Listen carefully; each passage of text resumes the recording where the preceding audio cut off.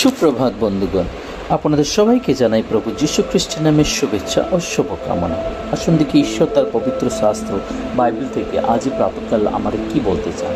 আজই প্রাতকালীন অধ্যয়নের জন্য আমরা বের করবো যাকবের পত্র তার 5 অধ্যায় 16 পদ।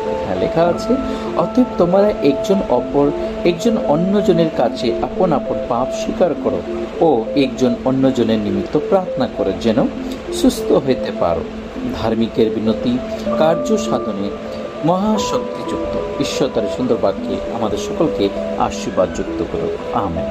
আজ প্রাতকালে যখন আমি ঈশ্বর বাক্য পাঠ করি, যাকবের পত্র যখন আমরা দেখি, সাথে যাকব এখানে তিনি তার সেই দীর্ঘ সহিষ্ণুত ও প্রার্থনার সম্বন্ধে আশ্বাস দেন।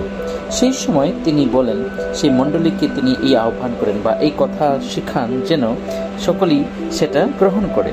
তার কথা ছিল, অতএব তোমরা একজন অন্যজনের কাছে আপন আপন পাপ স্বীকার করো। হ্যাঁ বন্ধুগণ, একটি প্রকৃত খ্রিস্টীয় জীবন সত্যিকার এইরকম হয়। খ্রিস্ট জীবনে বা খ্রিস্ট মণ্ডলীতে আমাদের উচিত যেন আমরা একজন অপরকে যেন আমাদের নিজস্ব পাপ সকল স্বীকার করিয়া একজন অপরের জন্য যেন প্রার্থনা করি ও একজন অন্যজনের নিমিত্ত প্রার্থনা করি যেন সুস্থ হইতে পারে। যদি আপনার জীবনে সুস্থতার প্রয়োজন আছে, যদি কোনো ব্যথা বেদনা, কোনো চিন্তা, কোনো ধরনের অভাব অনাটনের মধ্যে দিয়ে যদি জীবনযাপন করছেন, তাহলে আমাদের চিন্তা করা দরকার ঈশ্বর বাক্য আমাদের শিখাচ্ছে যেন আমরা একজন অপরের জন্য প্রার্থনা করি এবং সেই প্রার্থনাতে শুধু আমাদের মঙ্গল নয়, কিন্তু আমাদেরকে তিনি সেই অসুস্থতা থেকেও সমস্ত রোগ থেকেও সুস্থ করেন। লেখা আছে যে ও একজন অন্যজনের নিমিত্ত প্রার্থনা করো যেন সুস্থ হইতে পারো। ধার্মিকের বিনতি কার্য সাধনে মহাশক্তি সুযুক্ত। হ্যাঁ বন্ধুগণ, ধার্মিকের বিনতি ও কার্য সাধনে মহাশক্তিযুক্ত।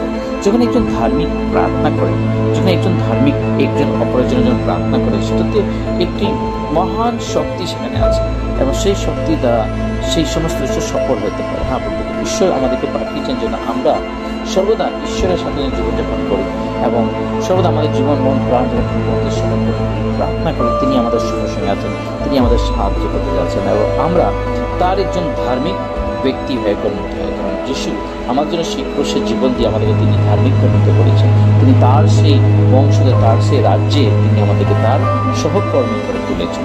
তাই আসুন আমরা আমাদের জীবনকে প্রভুকে সমর্পণ করি। আমরা যেন একজন অপরকে যেন প্রার্থনা করতে পারি, একজন অপরের অসুস্থতাকে যেন সুস্থ করতে পারি। আসুন প্রার্থনা করি। পবিত্র বাহিনী সেবা প্রভু তোমার মহান ধন্যবাদ করি আজকে সুন্দর প্রার্থনার জন্য। প্রভু এই প্রার্থনা দিনে 3.5 তোমাদের সঙ্গে থেকেও সমস্ত অমঙ্গল দেওয়ার রক্ষা করো। তোমার পবিত্র আত্মাকে তোমাদের পরিচালনা করো। প্রত্যেকটা পাপ অন্যায় অপরাধ সকল ক্ষমা করো। এই ক্ষুদ্র প্রার্থনা ত্রাণ করতে মুক্তি হয় প্রভু যীশু খ্রিস্টের নামে চাই, আমেন।